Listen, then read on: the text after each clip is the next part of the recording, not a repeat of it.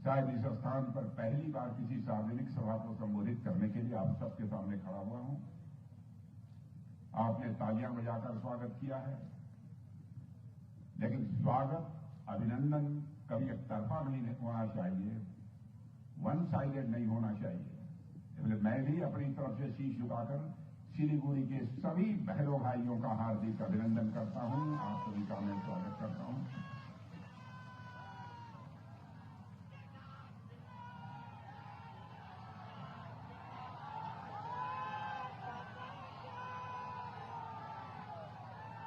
बहनों भाइयों, आपके कैंडिडेट राजू बिष्टा के बारे में मैं कहना चाहूंगा। राजू बिष्टा को पिछले कई वर्षों से मैं अच्छी तरह जानता हूं। बहुत नजदीक से राजू बिष्टा को मैंने देखा है, परखा है, और राजू बिष्टा को भारत की संसद में बोलते हुए भी मैंने सुना है। आप सब सौभाग्यशाली हैं कि आपका सांसद जब भारत की संसद में बोलने के लिए खड़ा होता है तो बहुत प्रभावी तरीके से अपनी बातों को संसद में रखता है।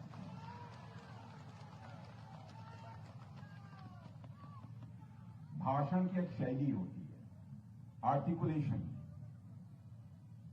और आपके सांसद के अंदर वह आर्टिकुलेशन की एक कला है। काम करने के मामले में तो सारे मंत्रियों को आपका सांसद बहुत परेशान करता है।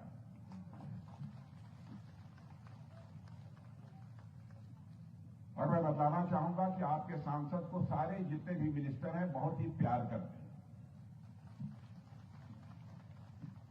आज आपके उसी सांसद के लिए फिर से मैं वोट मांगने आया हूं। पिछली बार आप लोगों ने 4 लाख वोटों से उन्हें विजय दिलाकर भारत की संसद में भेजा था। इस बार यह रिकॉर्ड टूटना चाहिए और 5 लाख से अधिक वोटों से आप अपने सांसद को मिला करें।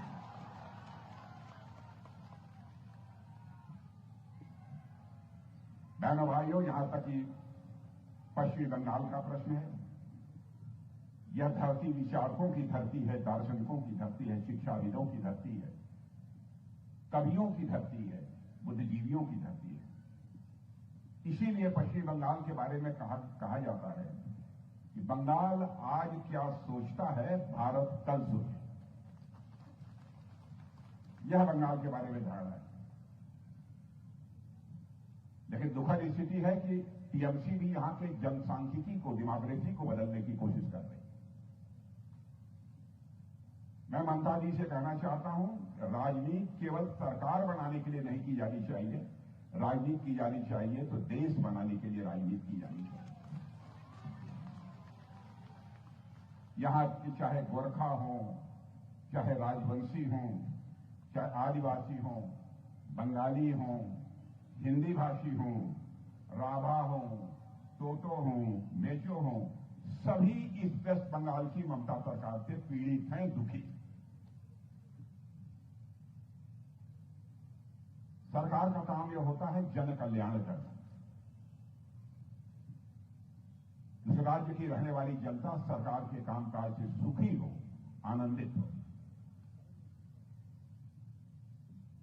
लेकिन टीएमसी के लोगों के कारण मैं देखता हूं कि पश्चिमी बंगाल की जनता में एक दहशत की स्थिति बनी रहती है। यह बहुत ही दुर्भाग्यपूर्ण स्थिति है। और मैं यहां के बारे में कह सकता हूं, सिलीगुड़ी और दार्जिलिंग के लोग, इतने सारे कौमों को लोग रहते हैं। भाषाएं भी यहां मुझे लोग बता रहे थे, 100 से अधिक डायलेक्ट, बोलियां हैं जिसको लोग यहां बोलते हैं। फिर भी एक दूसरे के साथ भाईचारे के साथ आप रहते हैं। आपका यह व्यवहार मैं समझता हूं अपने में एक मिसाल है, अपने में उदाहरण है। इसके लिए मैं आप सबको अपनी तरफ से बधाई देता हूं। और मेरे बहनों भाइयों, वेस्ट बंगाल की कानून और व्यवस्था का जहां तक प्रश्न है, वो बद से बदतर हो चुकी है। और यह सच्चाई है कि हम किसी राज्य का डेवलपमेंट करना चाहते हैं, विकास करना चाहते हैं, तो उसकी पहली कंडीशन ही यह होती है कि वहां पर लॉ एंड ऑर्डर की सिचुएशन चुस्त दुरुस्त हो। लेकिन बंगाल में ऐसे हालात नहीं है। संदेश खाली की घटना मैं कहना चाहता हूं सभी को शर्मसार की। जैसे लगता है यहां सरकार नाम की कोई चीज नहीं है। जिस हुकूमत में माताओं बहनों की इज्जत और अजमत न सुरक्षित, ऐसी हुकूमत को लानत है। और ऐसी हुकूमत को सत्ता में बने रहने का मेरे बहनों भाइयों कोई औचित्य नहीं है। और मैं आज आपसे अपील करने आया हूं, इस बार लोकसभा के चुनाव में टीएमसी का, कांग्रेस का सफाया होना चाहिए, सीपीआईएम का सफाया होना चाहिए। और अगली बार होने वाले विधानसभा चुनाव में मैं दावे के साथ कहता हूं, टीएमसी जा रही है और वेस्ट बंगाल में बीजेपी आ रही है।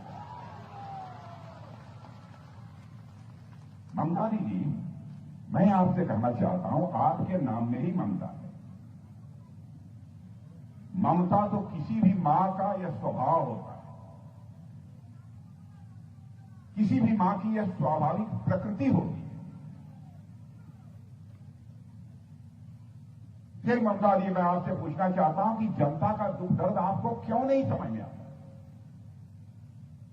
कहां चली गई है आपके भीतर की ममता? मुझे लगता है कि अब आप केवल नाम की ही ममता रह गई है। स्वभाव और व्यवहार में आपकी ममता नष्ट हो चुकी है। हमारे प्रधानमंत्री ने बहुत सारी जन कल्याणकारी योजनाएं इस पश्चिमी बंगाल में प्रारंभ की, जैसे देश के अन्य भागों में। उन जन कल्याणकारी योजनाओं को भी अब लागू नहीं करती हैं। शायद इसका श्रेय मोदी जी को न चला जाए और लोग मोदी जी के पक्ष में वोट न करने लगे। यही भय आपको सताता है। इससे पश्चिमी बंगाल का भला नहीं हो सकता मेरे बहनों भाई। कई योजनाएं, मुझे तो खबर यह मिली कि प्रधानमंत्री गरीब कल्याण योजना को भी कोशिश यह बराबर होती रही, पश्चिमी बंगाल की जनता को यह संदेश जाए, यह मोदी जी नहीं दे रहे हैं मुफ्त में राशन, बल्कि ममता भी दे रही है। ममता भी, अच्छा पॉलिटिशियन वही होता है जो जनता की आंखों में फूल झोंक कर राजनीति न करे, बल्कि जनता की आंखों में आंख डालकर राजनीति करे। वही अच्छा श्रेष्ठ राजनीतिज्ञ होता है, वही पॉलिटिशियन होता है। अब प्रधानमंत्री आवास योजना को भी आपने बंगला आवास योजना नाम देकर चलाने की कोशिश की है। आप किसको धोखा दे रही है? आयुष्मान भारत योजना, 5 लाख रुपए तक के मुफ्त इलाज की व्यवस्था हमारे प्रधानमंत्री ने की, उसको भी आपने लागू नहीं किया। किसानों के लिए 3 वर्ष तक आपने प्रधानमंत्री किसान सम्मान निधि नहीं दी। 6,000 रुपया हमारे किसानों को मिल रहा था। प्रधानमंत्री जी का इस पश्चिम बंगाल के प्रति जो लगाव है, आप कल्पना करिए, 30 दिसंबर 1922 को प्रधानमंत्री जी की माता जी का स्वर्गवास हो गया। गुजरात में उनके अंतिम दर्शन करने के बाद, उनकी अंत्येष्टि के बाद सीधे वह पश्चिमी बंगाल आती हैं, वंदे भारत ट्रेन को हरी झंडी दिखाते हैं और लगभग 7,800 करोड़ से ज्यादा परियोजनाओं का शिलान्यास करते हैं। आप उस प्रधानमंत्री की आंखों में धूल झोंकने की कोशिश कर रही है। बहनों भाइयों, आज मैं कहने आया हूं, इस हिंदुस्तान की सबसे विश्वसनीय पार्टी, सबसे क्रेडिबल पॉलिटिकल पार्टी यदि कोई है तो भारतीय जनता पार्टी। जो हम कहते हैं वह करते हैं। हमारे कहने और करने में कभी अंतर नहीं रहा। हमारे वर्ड्स और डीड्स, इनमें कभी कोई अंतर नहीं रहा। मैं आपको याद दिलाना चाहता हूं, आप ममता बनर्जी का कोई घोषणा पत्र उठाकर देख लीजिए, कांग्रेस का भी इलेक्शन मैनिफेस्टो उठाकर देख लीजिए। ये लोग जो कहते हैं गवर्नमेंट बन जाने के बाद करते नहीं है। हम लोगों ने वर्षों पहले कहा था हम आएंगे, आर्टिकल 370 जिसके तहत जम्मू कश्मीर को स्पेशल स्टेटस प्राप्त है, उसको चुटकी बजाकर हम समाप्त करेंगे। आपने देखा कि भारत की पार्लियामेंट में हमको क्लियर मेजॉरिटी मिल गई और हमने आर्टिकल 370 को समाप्त कर दिया और जम्मू कश्मीर का भी वही स्टेटस है आज जो हिंदुस्तान के अन्य राज्यों का है। हमने कहा था हम आएंगे, अयोध्या की धरती पर भव्य राम का मंदिर बनकर रहेगा।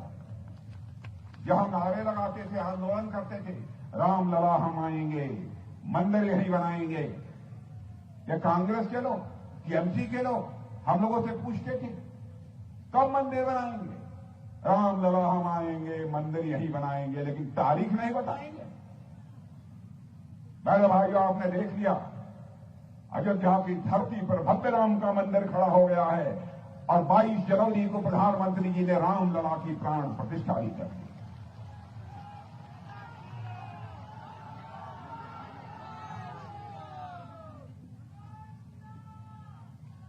मुझे तो यह लगता है रामलला अपने हट से निकलकर, अपनी झोपड़ी से निकलकर अपने पैलेस पे, अपने महल में पहुंच चुके हैं। भारत में राम राज्य के आगाज को दुनिया की कोई ताकत रोक नहीं सकती। हम लोगों ने कहा था हम आएंगे, 3 तलाक के सिस्टम को समाप्त करेंगे। बहनों भाइयों, कोई कह सकता है दूसरे धर्म के मामलों में आप क्यों हस्तक्षेप करते हैं, लेकिन चाहे हिंदू हो, मुसलमान हो, ईसाई हो, यहूदी हो, कोई हो, हर की मां बहन बेटी, बहनों भाइयों, हम लोगों की मां बहन बेटी भी है। उसकी इज्जत की रक्षा करना, उसके सम्मान की रक्षा करना, यह हम सबकी मॉरल रिस्पॉन्सिबिलिटी है, नैतिक जिम्मेदारी।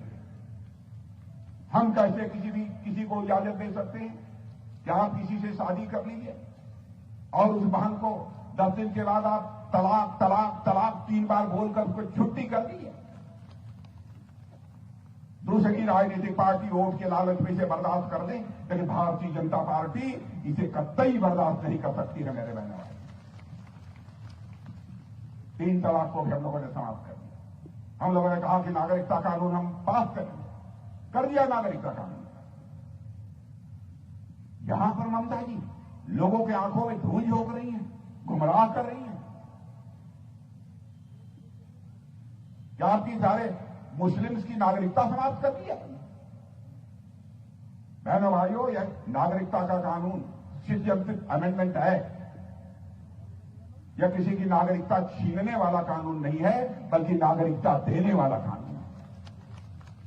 अफगानिस्तान हो, पाकिस्तान हो, बांग्लादेश हो, यदि किसी का वहां धार्मिक उत्पीड़न हुआ है, धार्मिक उत्पीड़न, और उसके कारण वह भारत आता है, चाहे जो कुछ भी होगा, डंके की चोट पर हम उसे नागरिकता भारत की मुहैया कराएंगे। यह हमारा समर्थन है। यह बात तो हम लोगों ने अपने घोषणा पत्र में कही थी, उसे किया है हमने। बीपीएल परिवारों के लिए हम लोगों ने गैस सिलेंडर देने की बात कही थी। बहुत दिनों तक इन्होंने गैस सिलेंडर देने नहीं दिया। अजीबोगरीब स्थिति इन्होंने पैदा कर दी। अभी कुछ दिनों पहले मुर्शिदाबाद में रामनवमी की शोभा यात्रा निकल रही थी। क्या किया आपने? उस पर हमले हुए। जिन लोगों के खिलाफ सख्त कार्रवाई होनी चाहिए, उनके खिलाफ सख्त कार्रवाई भी आपने नहीं की। और संदेश खाली की घटना तो बहनों भाइयों, मैं समझता हूं कि बहुत ही शर्मनाक घटना है। और उसको टीएमसी के लोग अपराधी को शेल्टर दे रहे थे। ईडी सीबीआई जब भी आती है कोई जांच करने, उसके ऊपर अटैक किया जाता है, आक्रमण किया जाता है। ममता जी, आपके हुकूमत में हो क्या रहा है? दूसरी राजनीतिक पार्टियां इसे बर्दाश्त कर लें, लेकिन भारतीय जनता पार्टी बहनों भाइयों से कतई बर्दाश्त नहीं करेगी।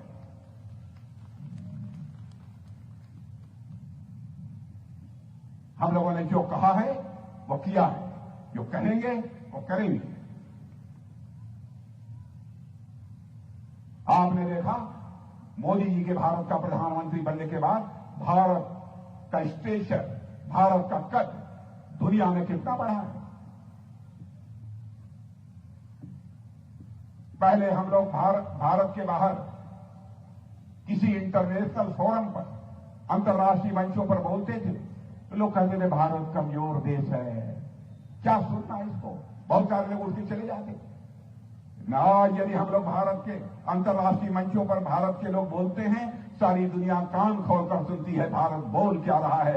यह भारत का स्टेशन सारी दुनिया में बढ़ा है। इकॉनमी का जहां तक सवाल है, अर्थव्यवस्था का, धन दौलत के मामले में, इकॉनमी के मामले में 2014 में जहां पर हमारा यह भारत दुनिया में 11वें स्थान पर खड़ा था, आज वह जंप लेकर 5वें स्थान पर दुनिया में आकर खड़ा हो गया। बड़ी बड़ी फाइनेंशियल फर्म्स, बहुत बड़े बड़े अर्थशास्त्री अब यह दावा कर रहे हैं दुनिया में सबसे अधिक तेजी से बढ़ने वाली अर्थव्यवस्था यदि किसी देश की है तो भारत की है। फास्टेस्ट ग्रोइंग इकॉनमी यदि कहेंगी है तो भारत की है। क्या भारतवासियों को इससे गौरव की अनुभूति नहीं होती? और उनका दावा है भारत ऐसे ही आगे बढ़ता रहा। इकॉनमी की साइज के मामले में यह भारत 2027 यानी 2027 आते आते दुनिया की टॉप 3 कंट्रीज में भारत खड़ा हो जाए।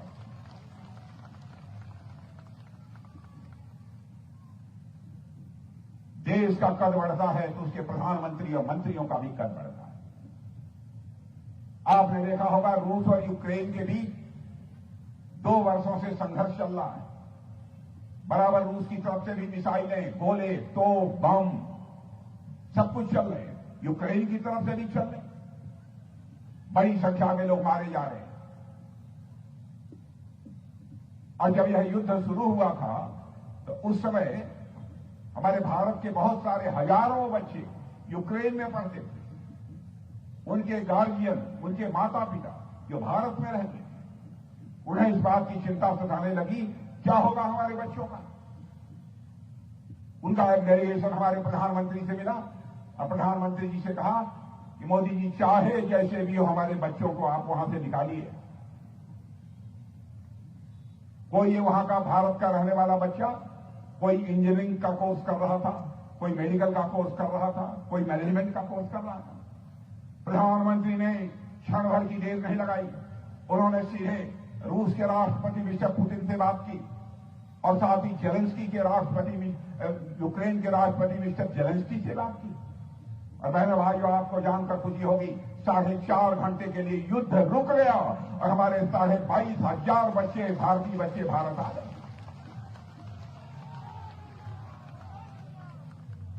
भारत की ताकत का आपको एहसास नहीं है? आप लोगों में पता नहीं कुछ किसान बैठे हैं कि नहीं। मैं आपको जानकारी देना चाहता हूं, यूरिया जो खाद आप डालते हैं अपने खेतों में पैदावार बढ़ाने के लिए, दुनिया के दूसरे देशों में 3,000 रुपया प्रति बैगेज, प्रति बोरी मिलती है और भारत में वह केवल 300 रुपया में मिलती है। डिफेंस सेक्टर में भी भारत तेजी के साथ आगे बढ़ रहा है। पहले हम हर चीज दुनिया के दूसरे देशों से इंपोर्ट करते थे, मंगाते थे, आयात करते थे, छोटी छोटी चीजें। लेकिन आज आपको जानकर खुशी होगी 2014 में जो भारत केवल 600 करोड़ का एक्सपोर्ट करता था, आज हमारा भारत 21,000 करोड़ का एक्सपोर्ट कर चुका है। और मेरे भाइयों, समाचार पत्रों में आपने पढ़ा होगा और आपके लिए गौरवान्वित करने वाली है, आपके अंदर एक सेंस ऑफ प्राइड पैदा करने वाली बात है। जब ब्रह्मोस मिसाइल भी भारत में बन रही है, भारत की धरती पर बन रही है, भारतवासियों के हाथों से बन रही है।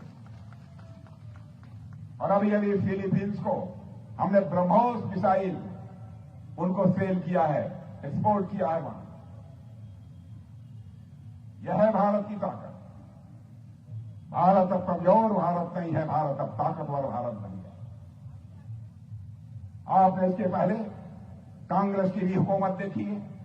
आतंकवादी वारदातें किसी न किसी स्टेट में बराबर हो जाया करती थी।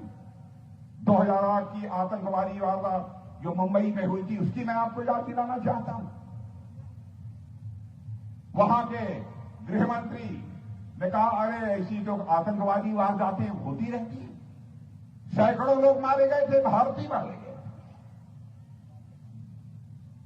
आज आतंकवादी वारदातें भारत में आपको सुनने को नहीं मिलेंगी। और एक आध छिटपुट कहीं काश्मीर वगैरह में कोई घटना हो भी गई बहनों भाइयों, तो उसका खामियाजा उन्हें भुगतना पड़ता है। भारत कमजोर भारत नहीं है, भारत कमजोर भारत नहीं है। भारत को जो चाहे वह आंख दिखाकर चला जाए। अब यह भारत में होने वाला नहीं है बहनों भाइयों, अब यह नहीं होने वाला।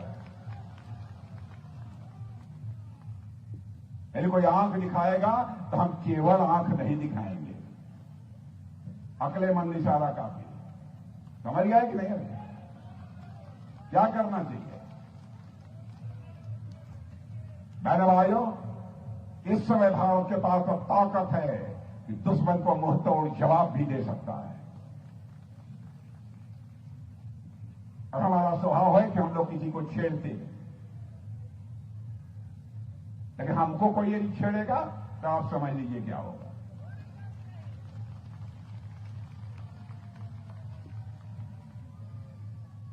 इसलिए मैं आज आप सबसे अपील करने आया हूं। बहुत लंबा चौड़ा भाषण करने के लिए नहीं आया हूं, इसलिए आप लोगों से कहने आया हूं, बहनों भाइयों, आपका बहुत ही डायनेमिक सांसद है, इसको जिताइए, फिर से पार्लियामेंट में आप भेजिए। पक्का है? तो मैं चलूं? चलें? चलें कि न चलें? क्या खाना वाना भी खिलाएंगे? नहीं बोलना होगा इसके बाद।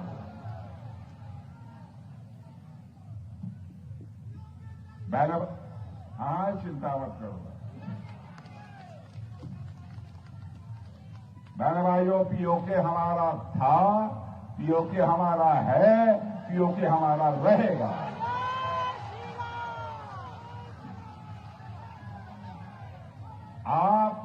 आप चिंता मत करो, भारत की ताकत बढ़ रही है।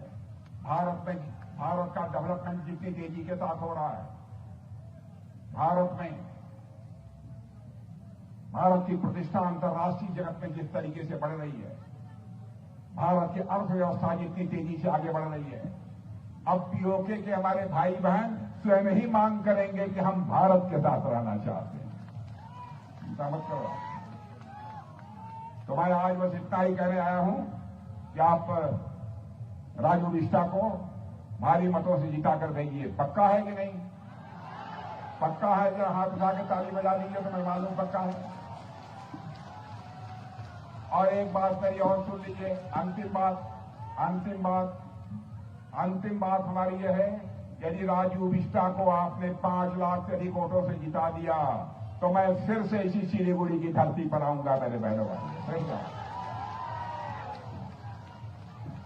और यदि मैं दोबारा राजू बिष्टा के 5 लाख से अधिक मतों से जीतने के बाद यदि मैं आऊंगा, अपना स्वागत कराने के लिए नहीं आऊंगा, एक बार शीश झुकाकर सिलीगुड़ी की जनता के प्रति आभार व्यक्त करने के लिए आऊंगा, आप सभी का अभिनंदन करने के लिए आऊंगा। आप सभी को बहुत बहुत धन्यवाद।